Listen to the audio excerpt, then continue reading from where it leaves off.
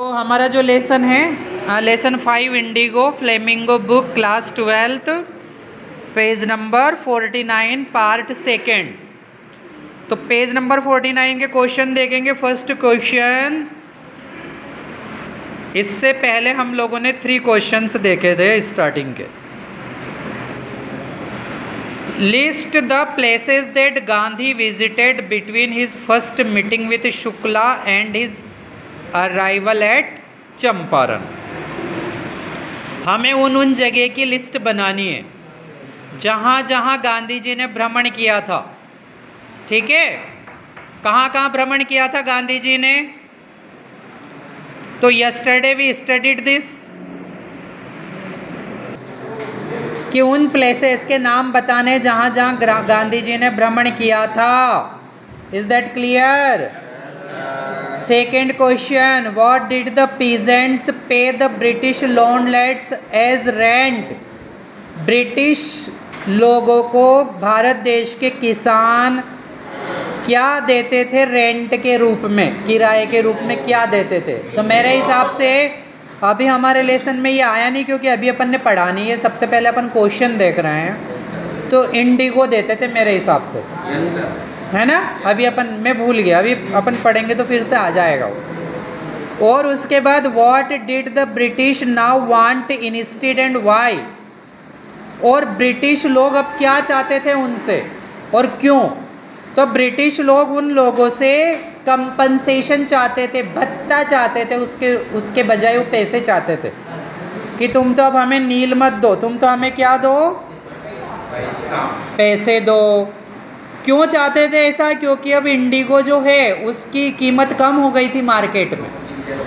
Synthetic Indigo बना लिया था अब दूसरे देश ने। ये आएगा जब हम पढ़ेंगे, तो you have to concentrate your mind. और what would be the impact of synthetic indigo on the prices of natural indigo? और जो सिंथेटिक इंडिगो था उसका क्या प्रभाव पड़ा नेचुरल इंडिगो पर? ये हमें इसमें 3 क्वेश्चंस छुपे हैं, तीनों के आंसर हमें देखने हैं। तो now come to page number 48। Okay,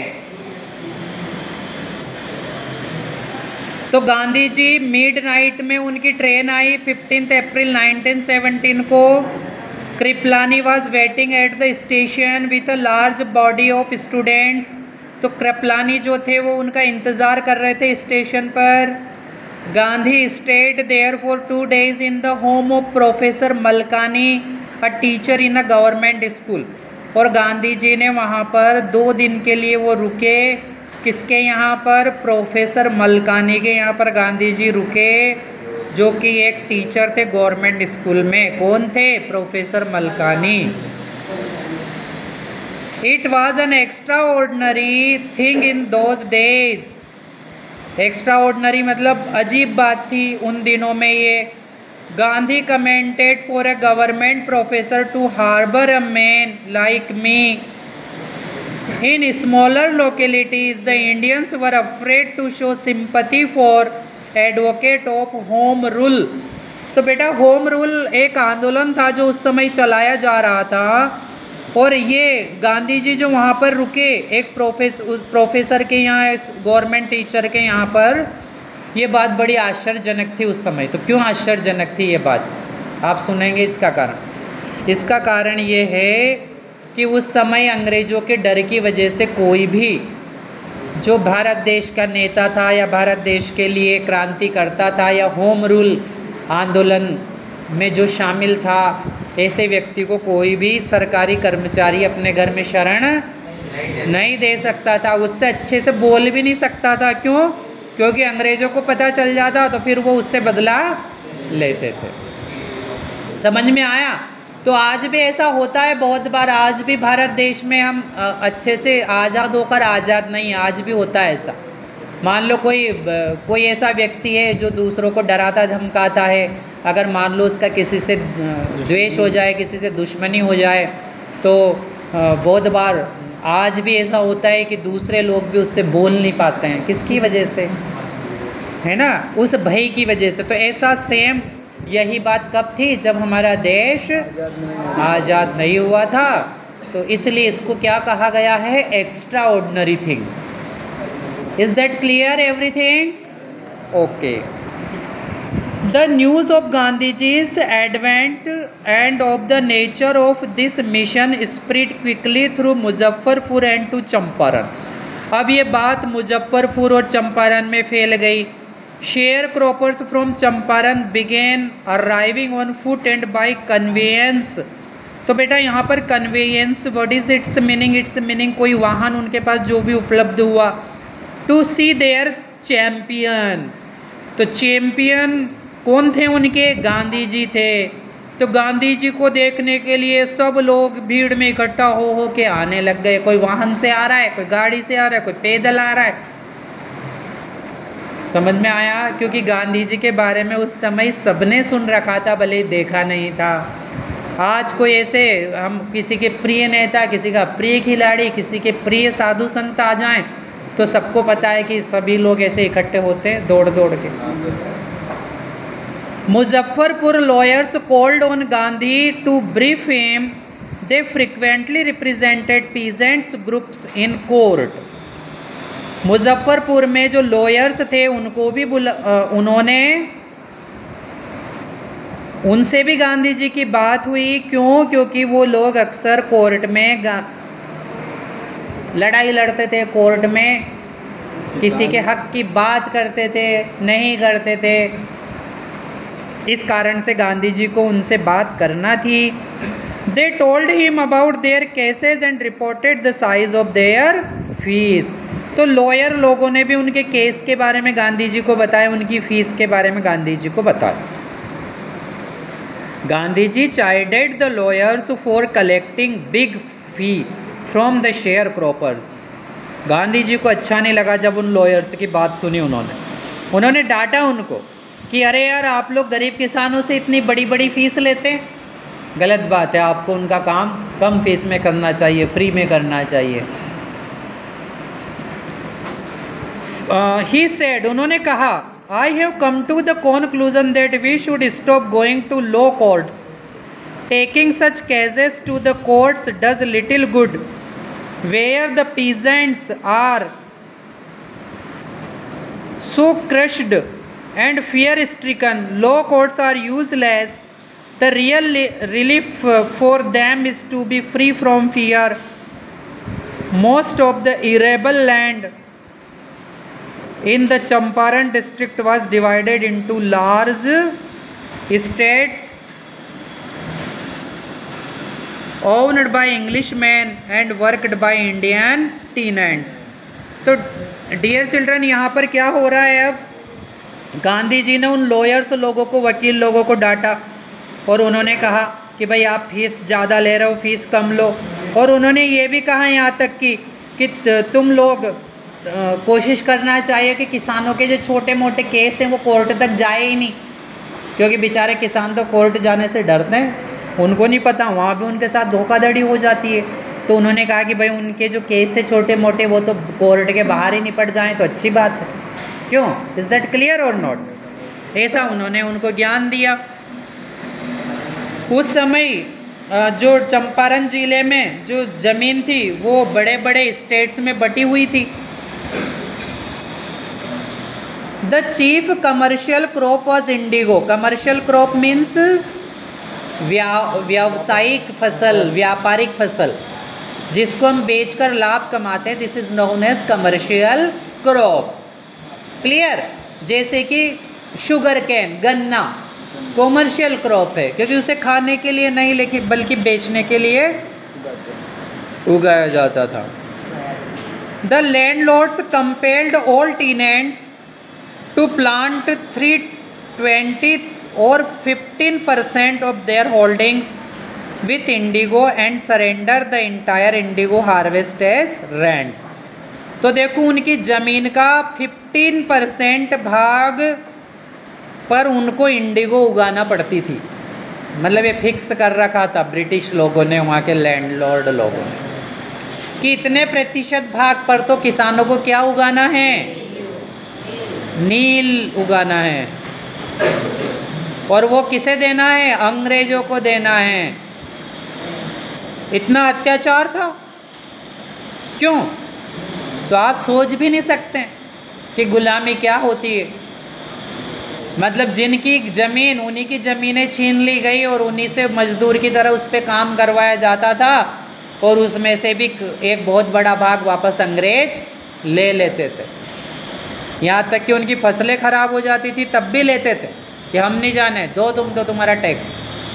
बताओ, कोड़ों से मारते थे। इसलिए मेरे प्यारे बच्चों, हमारे देश के प्रति, मातृभूमि के प्रति प्रेम हमें अवश्य होना चाहिए, और मातृभूमि का ऋण चुकाने के लिए हमें हमेशा तत्पर रहना चाहिए। वो हम बॉर्डर पे जाके और सैनिक बनकर ही नहीं चुका सकते। आप जिस भी पेशे में हो, आप जहाँ भी रहो, हर जगह से हम मातृभूमि का ऋण चुका सकते हैं। मान लो मैं शिक्षक हूँ, तो मैं अपने बच्चों को अच्छी शिक्षा देकर अपना ऋण चुका रहा हूँ। समझ में आया कि नहीं आया? आप विद्यार्थी हो तो आप अच्छी पढ़ाई करके आगे बढ़कर और अच्छी सेवा देकर देश के लिए प्रिंस। अंडरस्टूड? तो ये बिल्कुल हंसने की बात नहीं है, it is very very serious matter. और इसी के लिए हम पढ़ रहे हैं। क्यों विशाल? और क्या कारण है पढ़ने का? किस लिए पढ़ रहे हैं? अगर कोई पूछे तो यही बात कहना उस। कभी इंटरव्यू में चले जाओ, क्या आप ये जॉब क्यों करना चाहते हो, तो यही कहना उसको। सिलेक्ट हो जाओगे तुम इंटरव्यू में, यूँ मत कह देना कि हम तो पैसे कमाने के लिए। काहे के लिए पढ़ रहे हैं? नौकरी करने के लिए पढ़ रहे हैं। वाह, वेरी गुड। समझ में आया कि नहीं आया? ओके, नाउ कम।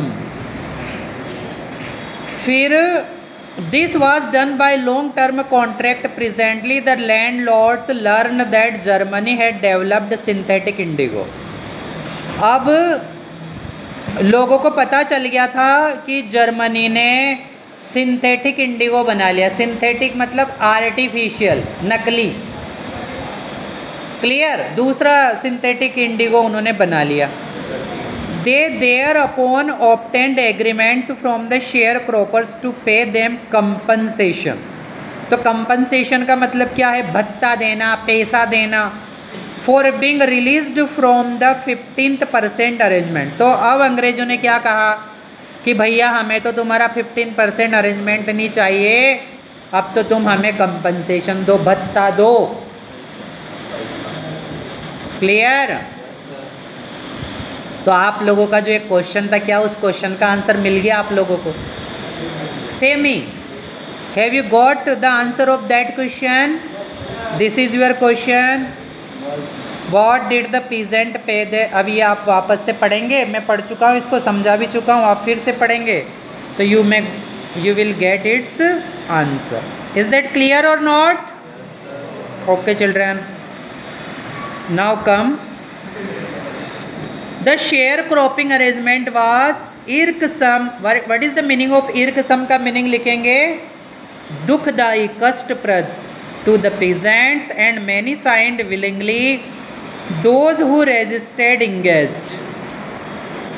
तो उस समय जो शेयर क्रॉपिंग का सिस्टम था बहुत ही दुखदाई था किसानों के लिए। Those who resisted engaged lawyers, the landlords hired thugs। Meanwhile, the information about synthetic indigo reached the illiterate peasants who had signed and they wanted their money back। तो ये घटना जो थी सिंथेटिक इंडिगो की जो बात थी, ये सब किसानों तक भी पहुंच चुकी थी। अब जो किसान थे वो भी क्या चाहते थे? Illiterate peasant who had signed and they wanted their money back, कि वापस उनके पैसे उन्हें मिल जाए। At this point Gandhi arrived in Champaran. इसी बात को लेकर गांधी जी चंपारण आए। राजकुमार शुक्ला कहाँ लाना चाहते थे गांधी जी को? चंपारण। तो आ गए गांधी जी वहाँ पर। तो आखिर राजकुमार शुक्ला उनको लाकर ही माने। तो इसीलिए गांधी जी, उनको राजकुमार शुक्ला को क्या कहा गया है? रेसोल्यूट, मतलब दृढ़ संकल्पित, कि उन्होंने जैसा सोचा था ऐसा किया। He began by trying to get the facts. First he visited the secretary of the British Landlords Association. पहले वो यहाँ गए. The secretary told him that they could give no information to an outsider. उन्होंने कुछ वहाँ की जानकारी मांगी तो सेक्रेटरी ने मना कर दिया कि गांधी जी हम आपको कोई जानकारी नहीं देंगे यहाँ की. क्यों? क्योंकि हम किसी बाहर के व्यक्ति को यहाँ की जानकारी नहीं देते हैं. गांधी जी ने कहा कि भैया मैं तो आउटसाइडर नहीं हूँ, मैं तो भारत देश का ही हूँ. Next, Gandhi called on the British official commissioner of the Tirhut division in which the Champaran district lay. The commissioner Gandhi reports proceeded to bully me and advised me forthwith to leave Tirhut. उसके बाद गांधी जी को वहाँ पे डराया धमकाया गया, उन्हें उस जगह को छोड़ने के लिए कहा गया कि तुम तुरंत यहाँ से चले जाओ.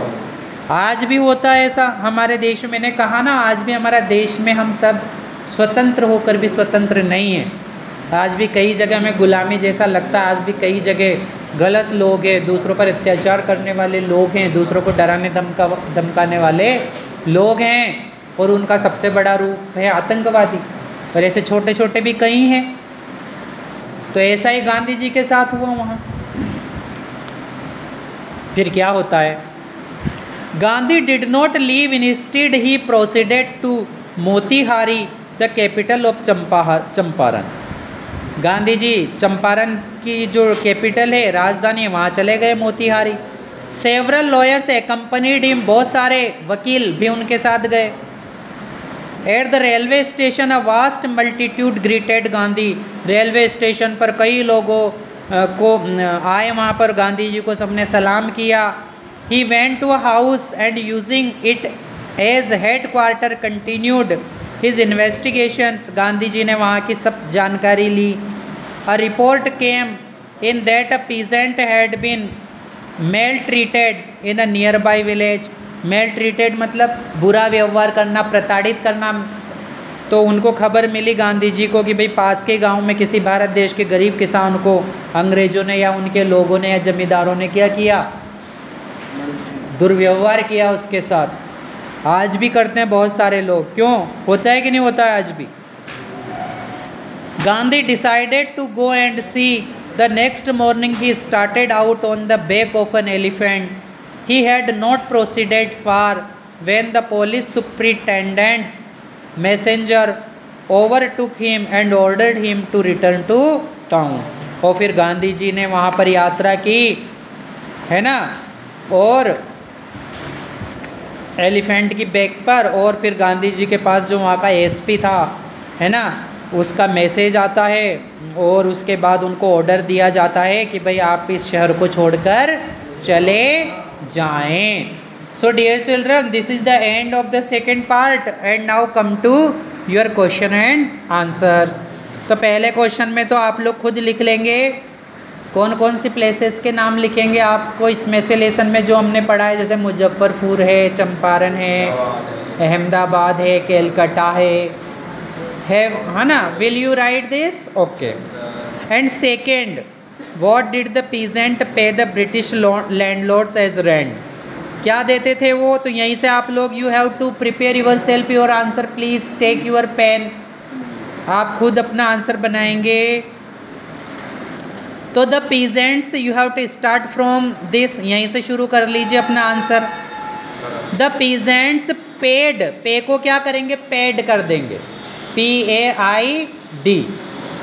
The peasants paid the British landlords indigo. अब इसके बाद लिखेंगे indigo as rent. बस आपको एक indigo वर्ड याद रखना है. Indigo as rent. Full stop. What did the British now want instead and why? अब ब्रिटिश क्या चाहते थे? तो अब यहीं से शुरू करो. The British now wanted. Want को क्या करेंगे? Wanted compensation. कंपनसेशन की स्पेलिंग आपके लेसन में आई है, भूल गए हैं तो वहाँ से देखेंगे. भत्ता. बिकॉज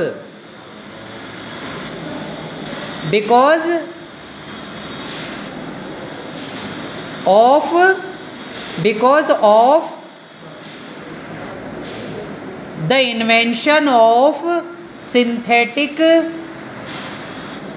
इंडिगो, क्योंकि सिंथेटिक इंडिगो का आविष्कार हो चुका था। Because of the invention of, है ना, बिकॉज द ऑफ, भले आप रिमूव कर दे, बिकॉज द इन्वेंशन ऑफ, है ना, because of the invention of the synthetic Indigo. ठीक है, ये स्पेलिंग भी आपको यहाँ मिल ही रही है। Full stop. What would be the impact of synthetic Indigo, देखो यहाँ पर पूरी स्पेलिंग है। अब सिंथेटिक इंडिगो का क्या प्रभाव पड़ा कीमत पर, तो उसकी कीमत कम हो गई, तो ये भी लिख लीजिए आप लोग, है ना। What would be the impact of synthetic Indigo, तो आप यहीं से शुरू करेंगे द इम्पैक्ट से। The impact of synthetic Indigo, the impact of synthetic Indigo